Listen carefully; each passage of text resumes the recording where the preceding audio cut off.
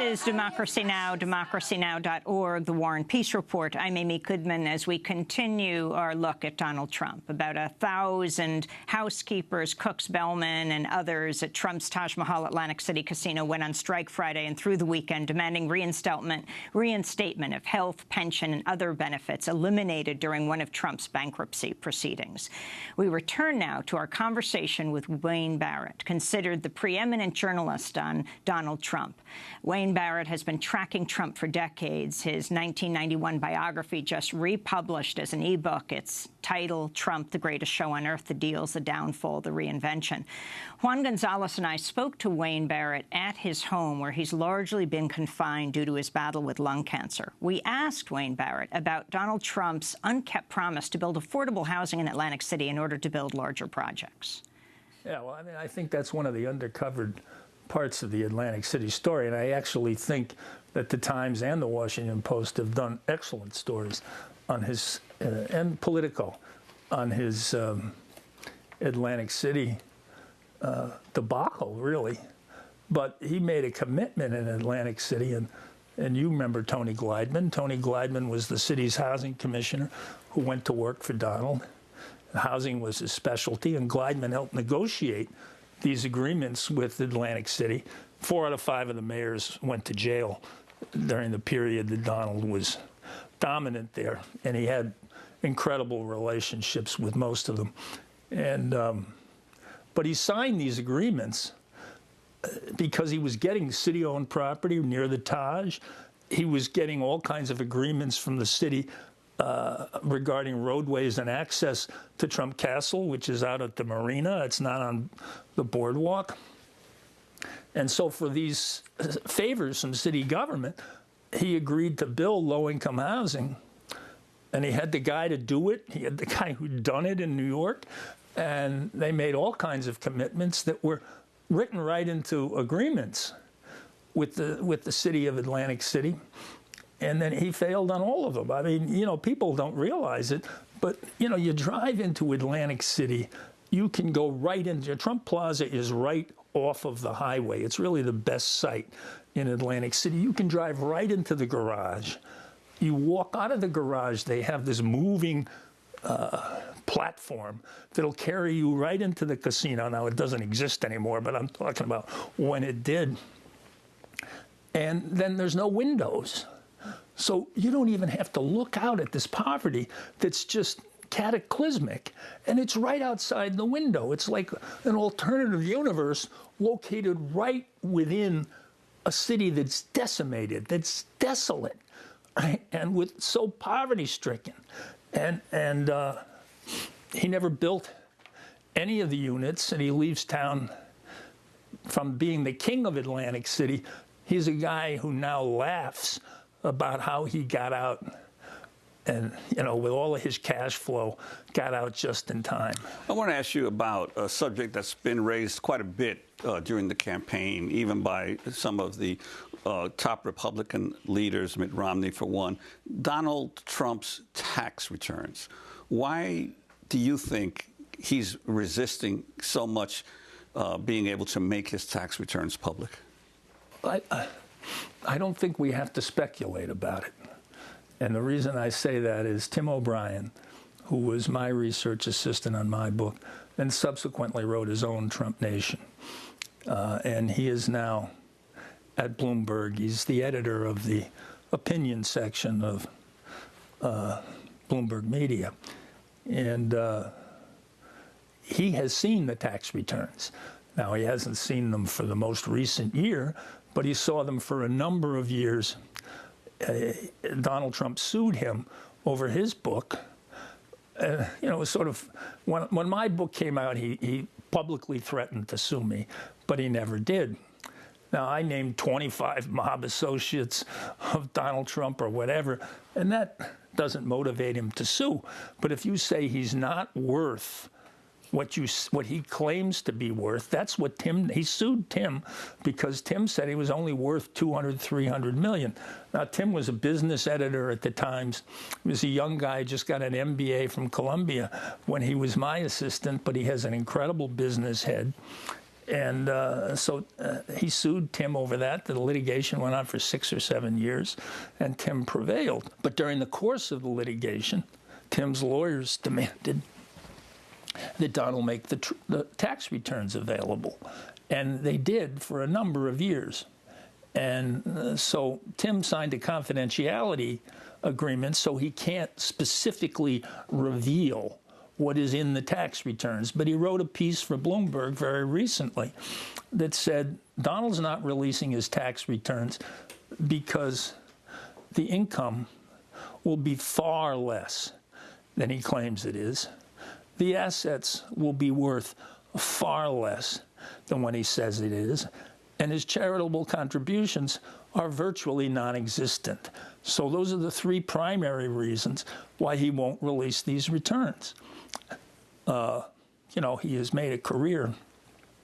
When I say I don't know why he's never been prosecuted, maybe the prime time that he could have been prosecuted was at the time of his downfall in 1990 and 91. Well, you know, the banks kept him alive as he was too big to fail, so they kept him alive. But I wrote in the book, he certainly didn't sue. When I said it, I didn't say that he'd submitted false financial statements to the bankers to get $1 billion in personally guaranteed loans. I said he submitted fraudulent ones, right? And I lay out the case for that in the book. He was engaged in completely defrauding the banks, and the banks knew it, okay? And they were giving him the loans anyway. So they kept him alive, but even more so than that, the House Banking Committee wanted to do public hearings about it. The banks wouldn't cooperate. The district attorney of Manhattan was a big friend of Donald's. Donald's was his second biggest giver. Robert Morgenthal's second biggest giver was Donald Trump. Donald was the chairman of the Police Athletic League, which was Morgenthal's biggest charity. So he was extremely close. He hired Andy Maloney, who was the U.S. attorney in the Eastern District. He hired Maloney's brother, right? Rudy Giuliani was the U.S. attorney in Manhattan, and we know how close they got. I wrote a whole story about how their relationship developed. I was at Rudy Giuliani's first fundraiser when he decided to run for mayor, and there's Donald at the main table. He's the co-chair of the first Rudy Giuliani fundraiser for the mayoralty in 1989. So his relationships with prosecutors and the fact that the bankers, they were embarrassed by what they had done. They didn't want any investigation of this. So the combination of the two gave them a pass, gave him a pass. You talk about his relationship with prosecutors. Chris Christie, the governor of New Jersey, formerly a prosecutor. What about this close alliance as so many Republicans are running away from Trump? Chris Christie has wrapped himself around Trump. Yeah, I don't think Chris Christie, you know, Donald has had extraordinary relationships when he was the power in Atlantic City with a series of governors, and it didn't matter which party. I mean, he had incredibly close relationship with Tom Kean. But remember, his political advisor all these years has been Roger Stone, who ran Tom Kean's campaign for governor the first time down there in Jersey. And so he's always had an in. Roger's always had a special relationship with Jersey politicians. I don't know if he has one with Chris Christie. I frankly don't know. But he has a long history of that. And so Roger Stone, who is really the walking, living son of Roy Cohn, I mean, absolutely raised by Roy Cohn, lived in the town, or spent a great deal of time in the townhouse that Roy Cohn ran the law firm out of. And but as to Christie and Donald, it sort of has surprised me. I can't really quite figure out why this embrace. I mean, I think the ultimate thing, since he's already said Christie will be his chief of staff, I'm predicting that Rudy will be his vice presidential candidate. And so then between the three of them, you know, we'll have this, you know, maybe Newt figures in there somewhere. I don't know. But, you know, Newt, Rudy, he's already said he's going to be in charge of Homeland Security. This is a group. The relationship with Rudy is deep and very disturbing. Let me ask you, to pull back a little bit for the big picture. I mean, this is a sordid story of somebody who's been buying politicians, been involved with the worst criminal elements in American society. At the same time, a crony capitalism of the worst sort. Why do you think he's been able to gather so much support in the public imagination? You say at one point in your introduction, this is when Trump was announcing for president, everyone else in the movie that Donald is making with his life that morning and beyond is just an extra. Yeah. Yeah, well, I think